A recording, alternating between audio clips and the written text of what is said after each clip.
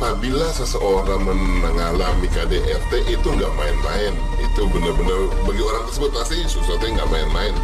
Makanya dia membuat bukti foto.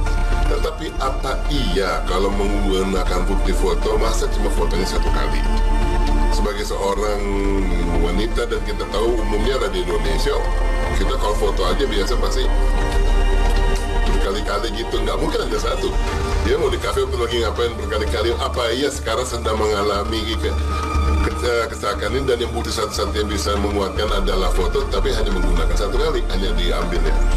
Itu menjadi tanda tanya gitu. Nah, yang berikutnya adalah kemudian saya mengolah dari foto yang ada, ya. Jadi saya melihatnya begini, dari mulai wajahnya di situ sampai ke bawah. Sekarang lukanya saya tunjuk aja, nanti tinggal pakai insert ya. Jadi saya tunjuk aja bahwa lukanya di bawah hidung, berarti darahnya dari dalam hidung. Nah, kalau ada dari dalam hidung berarti ada trauma, ada suatu pukulan ya, ada kekerasan yang dialami dari luar hidung.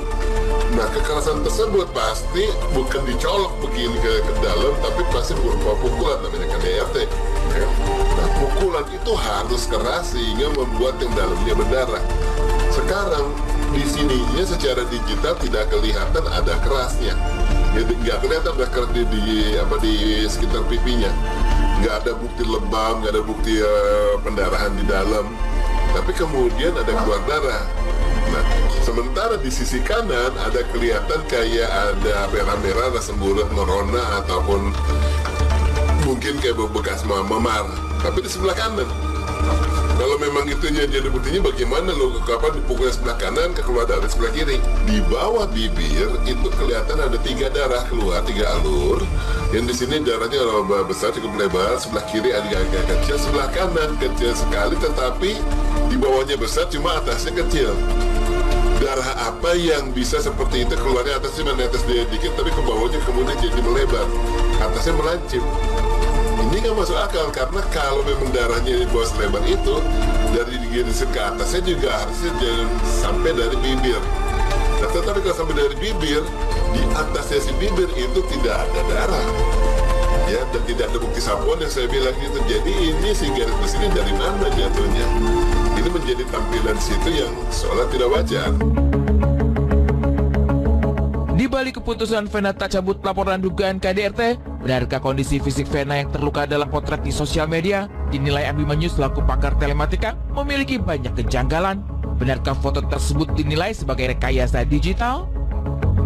Tak hanya kejanggalan luka serta bercak darah di bagian wajah, bercak darah yang menyebar mulai dari bahu bagian kanan hingga kiri dipandang janggal meski dengan alibi menggunakan hijab sekalipun. Bercak-bercak itu begitu luas ya, dari bahu kanan sampai ke kiri. Akan tetapi rambutnya itu tidak ada bekas darah sama sekali. Di area rambutnya tidak ada. Bagaimana mungkin rambutnya tergurai seperti itu ya, bisa tidak terkena darah, sementara di baliknya bajunya itu terkena darah. Jadi itu darahnya mengelak-elak dari selai rambut gitu, kayak Top Gun pesawat masih, kan nggak mungkin. Ya, jadi ini berarti si darah itu sampai di baliknya bajunya di sini seperti apa? Oh, pakai logika bah, mungkin rambutnya pada saat itu dia lagi digulung. Ya, karena digulung karena dia kan pakai hijab. Bisa jadi walaupun di rumah dengan mahramnya sendiri, tapi kalau pakai hijab dia mungkin cuma habis baru dari pergi belum lepas hijab gitu ya, dan kemudian mengalami KDRT. Nah, kalau dengan rambut yang di belakang kemudian menggunakan hijab, hijab itu ketutup sampai sini. Nah, kalau hijab ketutup sampai sini, luka darahnya, bekas darahnya itu nggak akan kelihatan sampai leher sini, berhenti karena habis itu masukin hijabnya semua terserap dengan hijab. Ini adalah ekspresi lebih cenderung dia itu takut. Ekspresi yang ditampilkan. Jadi ya kita nggak tahu bahwa itu gimmick apakah, yang jelas tampilannya takut. Gitu. Itu yang saya dibaca dari fotonya Vena. Sementara itu, ekspresi Ferry Irawan kala diperiksa sebagai saksi oleh penyidik Polda Jawa Timur menyeratkan sedang dalam kondisi tertekan oleh Kirdi Putra. Tapi benarkah kepada El Matiana, Ferry menampik bahwa dirinya lakukan tindak KDRT?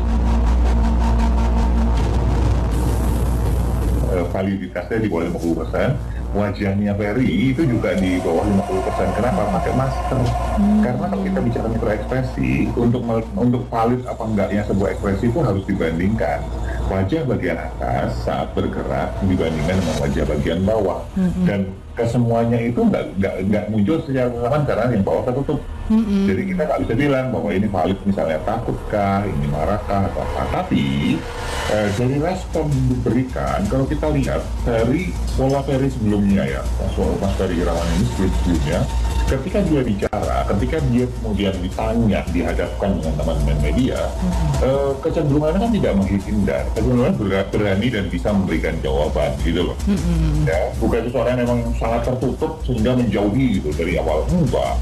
Ya, dan kemudian cara jawabnya juga cara jawab orang yang lugas-lugas aja biasa gitu ya, nggak lemas, nggak segala macam deh dulu ya kalau kita bandingkan. Nah, lain ketika sedang datang ke pihak yang berwenang nih, ketika ada panggilan, dari cara jalannya juga low level energy, dia tidak memberikan jawaban, kemudian cenderung menghindar. Ini adalah cenderung orang yang sedang dalam kondisi sama Ferry aja sih gitu. Ya sama Ferry maksudnya adalah kita WA maksudnya permintaan maaf kalau jadi temen dulu masih pernah mengecewakan, tapi tidak seperti itu kejadiannya. Paling itu seperti itu aja sih gitu bilangnya. Ya udah aku bilang aku turut prihatin, mendoakan kamu yang terbaik itu aja.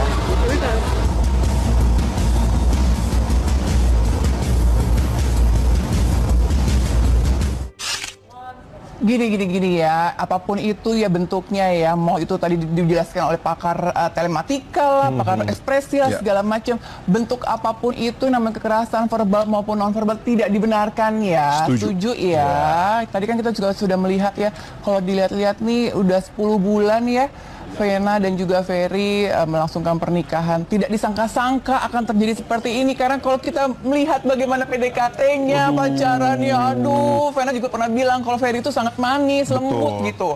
Dan kalau misalnya ngelihat mereka lagi kilas balik ya, flashback ke belakang ketika mereka lagi deket, sampai akhirnya memutuskan untuk menikah, ketika menikah, terus juga pas sudah jadi sepasang suami istri, itu tuh kayaknya kalau misalnya pasangan-pasangan yang udah menikah kayak 10 tahun tuh kayak udah kalah gitu sama mereka. Bener. Aura cintanya tuh menggebu-gebu gitu ya. Pasti kalau ada mereka berdua tuh satu ruangan tuh merasakan betapa besar cinta mereka gitu kan. Itu dia. Jadi sebenarnya kita juga kaget ya dengan adanya berita KDRT ini yang dialami oleh Vena Melinda bersama dengan sang suami itu Ferry ya. Tapi tadi juga dari sahabat juga mengatakan bahwa Elma sempat ngomong juga ya gitu bahwa tidak seperti itu kejadiannya. Tapi tadi juga sempat dijelasin, saya juga nggak kurang begitu paham ya yang masalah darahnya bleber kemana lah atau apalah, atau bingung itu ada rekayasa.